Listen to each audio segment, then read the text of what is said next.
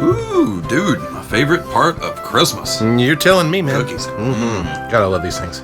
You know what would go really good with this? Got you right here. You are the man. Appreciate that, brother. You got it. Merry Christmas. Merry Christmas to you. Ooh. Smells pretty stout right there. Is this left over from last year? Did you spike it or something? No, that's fresh. Fresh squeezed moose milk. Moose milk? Where in the hell did you find a female moose in Nashville, Tennessee? Oh, well, it can't be too bad. You're drinking it too. No, I'm not. Huh? Yeah, I didn't say it was female either.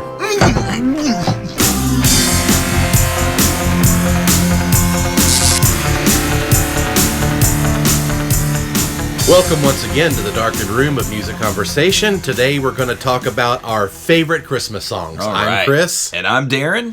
Merry Christmas, everybody. Merry Christmas. We've compiled a list of our favorite Christmas songs in the rock world. Right. Now, I remember every year, it didn't feel like Christmas until I heard certain songs on KDF. Totally agree. Or on the pop stations, and that's where this list comes from. And it still feels that way to me. To this day, when I think Christmas, I automatically think of these songs. Exactly right. And there's some years that I can't go through Christmas without hearing at least some of these songs once. I agree. It wasn't Christmas to me if I didn't hear it. Amen. Yeah.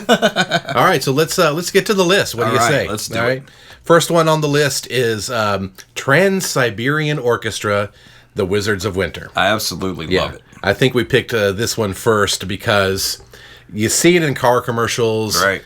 All kinds of beer commercials over the holidays. And if someone decorates their house and they set it to music where you tune in your FM radio to hear it, it's always that song. And when I'm driving around and I see a house that's like majorly decorated, the song just kicks into my head. Yeah, you naturally think of it. Yeah, it's just so there's something to be said for that. Absolutely. Trans-Siberian Orchestra, of course, the band that actually was a derivative of Sabotage. That's correct. Yeah, and they're really, really good. Really good. I've yet to see them live. I'm really hoping maybe in a couple years I can see them. I know that's a big deal. Probably can't do it this year, but I want to see them eventually. Agreed. We'll have to go. All right. Next up on our list is an old one. Going to go back to the 50s for this. Wow. That predates us, so you know it's old. It does. Well, yeah, super old. Yeah, Run, Rudolph, Run. Mr. Chuck Berry. Chuck Berry himself. The original rock and roller. And if you want to know all about the rock and roll lifestyle, read up on Chuck Berry. Yeah. There's a lot of things in there. Don't just rely on the song by Cake. or Buck Cherry, the band. Yeah, right. Don't go down that road. All right. Up next, probably the opposite of Chuck Berry. Yeah.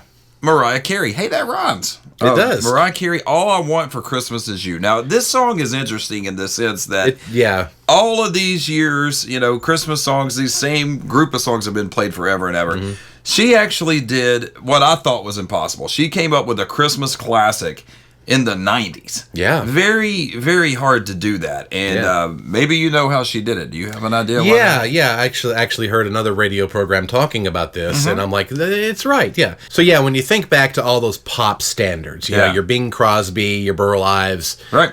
Rudolph the Red-Nosed Reindeer, Frosty the Snowman, the song structure of those songs, there's no chorus to it. Right. There's always a callback at the end of the verse to the title of the song. And her song is arranged that way. Her song is exactly arranged that way. Maybe so she knew what she was doing. Yeah, it's got that familiar feel to it. Yeah, and it's upbeat too, and it's a great song. I actually like it. I actually do too. I like it. Yeah, put us in jail. Hey, I know a bondsman. All right, up next, Run DMC, Christmas in Hollis. I love that song. I love the video. Oh, yeah. And I have fond memories of the commercial for that collection it appeared on, A Very Special Christmas. Yeah. There was a Volume 1. Volume 1. Yeah, they put out several of them. Yeah. And there was lots of pop artists who contributed to the collection. I think Bruce Springsteen recorded a new song for it. Yeah. But that's where I actually had the collection, and I loved that song. Me too. I still love it. Yeah, I still love it. I'm surprised too that I still love it because it was such a novelty. Yeah, it was kind of a comedy song. Right. But years later, I still want to hear it. It just feels right. It does. There's something about it. So. Absolutely. Yeah. All right. All right. So the next one on the list is Darlene Love, Christmas, Baby Please Come Home. Now this is the one that opened Gremlins, right? That's Am I remembering that correct? Yes, you are. So I've heard this a million times over the course of my life, and it is definitively Christmas when I hear this song. I agree. Yeah, I love it. All right, up next, shout out to my dad, humongous Elvis fan. Yeah? Blue Christmas by Elvis. No, that's definitely a must. With the Jordanaires on background. That's right. Yeah. And man, I mean, what is Christmas without that song? Right. It's not blue. It's not blue, believe it or not. Yeah. And it's it's kind of a sad song, there's one or two more coming up that are sad Christmas songs to us, but for some reason it fills us with cheer, and I don't get it, but that's how it is. That's the way it goes. And this is another one. I remember this song, and I remember the video. The video. I mean, the video kind of won me over. Probably, maybe the first time I ever heard this version, it was, I saw the video around Christmas time. So we're talking about David Bowie and Bing Crosby, Little Drummer Boy. Yeah, and Peace on Earth interluded in with it. That's right. Yeah, they sung it together, kind of like a row your boat situation, you know. But, fantastic version of it. Something about it just worked. Yeah, Bing Crosby's, David Bowie's voices, if you'd never heard this before, you'd think those voices are not going to mix. Yeah. But they actually work. It works great. It's really good. Yeah. All right, so the next one, this one's kind of polarizing. I've heard people say, oh, I hate that song. But they're usually younger, and they weren't around when it was brand new. That is a great point. Yeah, I've got great memories of this, and I thought it was so cool. Yeah, and it makes me laugh, because it's from Bruce Springsteen. Santa Claus is coming to town. I love how he kind of breaks character towards the end. Yeah, and starts laughing while his bandmate is going, oh. Yeah, it's definitively live, and I love it. Yes, it's a great one. Yeah. All right, the next one I'll let you take it because that one's kind of polarizing too. A lot of people are really hating on this song lately, but sorry, I still love it. And you're going to hear it 1,000 times when you go shopping this year. Yes, you will. Sorry, I'm going to dance along to it. It's Wham! And Last Christmas. We'll try to get that on video. Okay. Yeah. In fact, I'll go out shopping with you just so we can find that song playing somewhere and capture that moment. Yeah. All right. I commit to it. All right. Up next, Donny Hathaway, This Christmas. What a great vocal. This is one of my favorites. I agree. Yeah, such a good song. Yeah, if we were actually going in some kind of order, this would be near the top for me. Oh, yeah. At least top 3 for me. Agreed. Yeah, all right. Very fitting for this list. Christmas songs in the pop world. We're going to rock around the Christmas tree with Miss Brenda Lee. So many versions of this song, but come on. Yeah. Does it get any better than that one? No. I want to hear her version every time. I agree. There's some cover versions that are really cool, and I think they're good, but it always makes me want to hear her version. And I actually like the production on her version. I think it sounds really cool. It does, yeah. I love it. All right.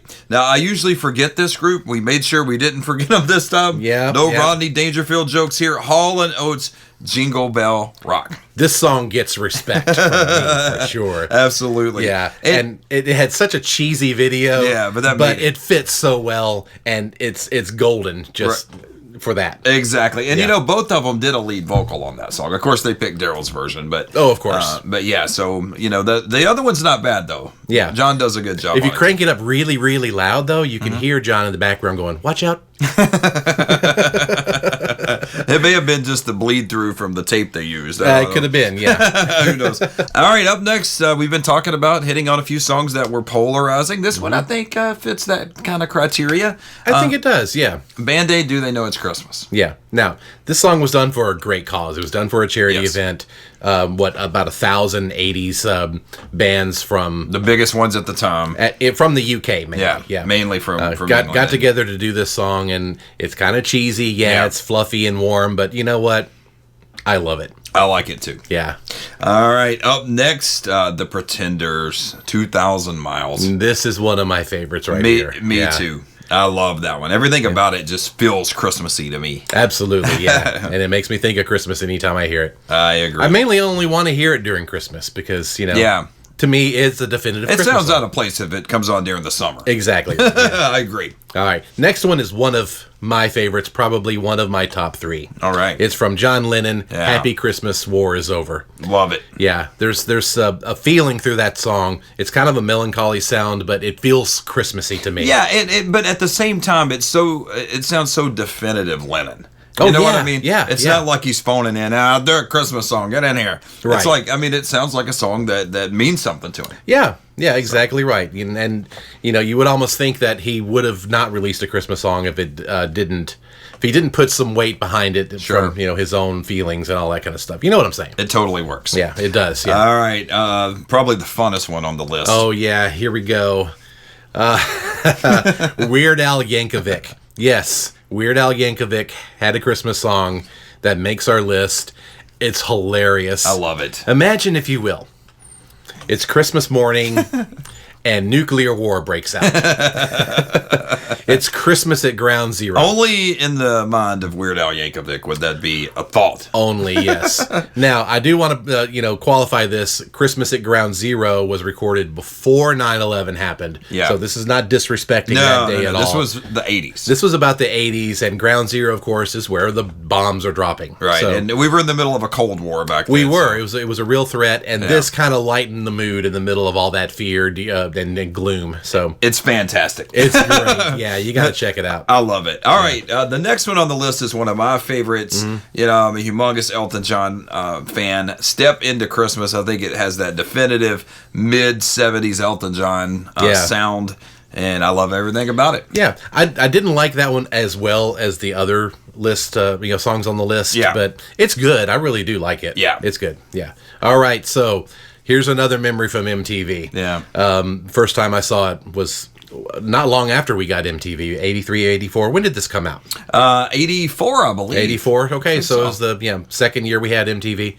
Billy Squier, Christmas is the Time to Say I Love You. Great song. I think they recorded that in the MTV studios, right? Yeah, I mean, I'm not sure about that. I think they did. Yeah. Okay. We'll double check that. Yeah. But, Billy Squier doing a Christmas song, it seemed out of place, but it worked. It totally works, and it's hung on. I mean, you still hear it every year. Yeah, sure do. Yeah. Mm-hmm. All right, up next, we've already talked about one Beatle doing a Christmas song. Here's another one. Paul McCartney, Wonderful Christmas Time. Once again, kind of a polarizing song. Yeah, for some reason it is. I don't know why. I think it's great. I love it. I don't know why people don't like this song. I don't either. It could be that it's like really, really too light and happy sounding. Maybe that's it. Yeah. Or maybe they're just old mean bastards. Yeah, that's what it is. Bah humbug. Yeah. I love it. I love it too. Yeah. Now, the next one, we agree that this is, I think, the best Christmas song that was ever recorded. Numero uno for sure.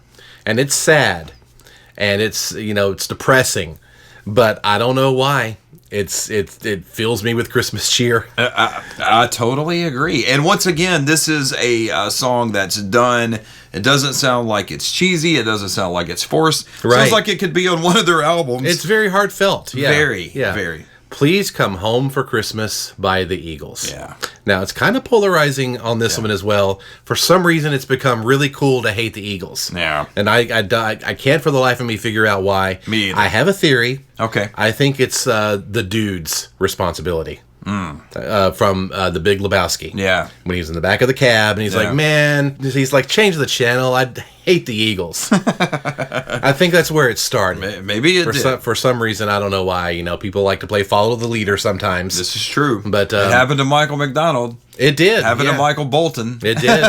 When they get brought up in movies, and everybody piles on. That's kind of crazy. But this is the greatest rock and roll Christmas song ever recorded. And the vocal is fantastic. Sue me. Yeah, I agree. That's it's a great song. It sounds like the Eagles from that era. I mean, it could have been on the Long Run album. I mean, it just sounds straight up like the stuff they were doing at the time. Yeah, exactly. It's great. And a great vocal by Don Henley, too. So, yeah, that's definitely, if we were making a top list, that's number one. It's at the end of the list now. So, there you go. There we go. Again, all of these will be in a Spotify playlist. If you're gathered with the family, by all means, click on it, turn it on, and crank it up and rock out. Right. Merry Christmas, everybody. Merry Christmas. Thanks for watching this episode of In a Darkened Room. You can find the link to this episode's companion Spotify playlist in the description. Darren and Chris welcome your comments. You can leave your thoughts and opinions in the comments section below. Follow In a Darkened Room on Twitter to receive updates and submit your ideas for what we should discuss in upcoming episodes. Darren and Chris are also on Instagram, so give them a follow there as well. All of these links can be found in the description below. While you're there, be sure to click subscribe and ring the bell. Okay, random topic time. Let's draw from the bowl. Let's go bowling. And it's it's appropriate because it's red. It's Christmas colors. All right, and this is where we just draw something out and just we'll just talk about whatever's on the ticket. All right, here we go. Just doing it right side up here. The first famous person that you saw in the wild. In the wild. Yeah. You go first, because I need to think about which one was actually the first. Yeah, as far as the first person that I saw in the wild, that's a good question. I'll tell you what, I can tell you the most memorable person I saw in the wild. Okay. That I have to do. Robert Plant in Tower Records. Ah, okay. This would have been in Nashville, probably 2004. Mm-hmm. He was just over there, just a guy shopping in the blues section. Yeah. And what was funny about this particular story is somebody was asking about a song, and Robert knew what it was. He was asking about a blues song because this guy was shopping in the blues section. Ah, yeah. And he said, I know what that is. And then I'm like, holy crap, man, that's Robert Plant. Yeah. And so I talked to him for a couple of minutes. He couldn't have been any nicer. Yeah. He signed some autographs for some other people. And, after a while, people kind of crowded around. Yeah. But he was really, really nice. That's cool. It's good to know that he's approachable like that. Yeah. To some degree, of course. And I think at the time he was in Nashville because he was working with Alison Krauss. Yeah. That was a great album that they wrote together. Yeah. So the first person, I wouldn't say it's the first, but this is the most memorable for me. Yeah. I was standing in the doorway, the little in-between doors in restaurants, Chuck E. Cheese. So I'm standing there, I'm waiting on somebody, and this is in the 90s as well. Yeah. And this really, really short redhead came by, and it's like just walked in to the door, like looking like she's lost. Ronald McDonald. It was not Ronald McDonald. It was Reba McEntire. Reba McEntire. Yeah. Wow. She just, she just walks by like, she's got a purpose. She's looking for somebody. And what year would this have been? In mid-90s. Yeah. Yeah. It would have been about the time of Fancy or before, I don't remember. Yeah. So yeah, and I'm starting to remember more things now. The guy Jim, what was his name? Jim Varney. Yeah. Jim Varney. Yeah, he actually lived in my hometown in White House, Tennessee. I used to see him at the supermarket like back in the 80s. Mm-hmm. So I guess he counts. Yeah. I've saw him quite a bit for a moment when I was about 14 or 15 years old. You were actually in a movie, right? I was actually in one of his movies. Right. And then also when I worked in music retail, I saw a lot. I saw Reba. I saw Lori Morgan. Ricky Skaggs. I helped him. And this is funny. Guess of all the bands out here, guess what I helped Ricky Skaggs find that he wanted to buy? Let's see. Toxic Waltz from Exodus. Close. Hall & Oates. Oh, really? Yeah. How was that close? It's a joke. All right, guys. Thanks for watching. We appreciate you tuning in. Yeah. We'll see you again for the next episode. Click subscribe, hit the bell, tell your friends about us. Merry Christmas, we'll everybody. See you again soon. Merry Christmas. Have a good one. It's time for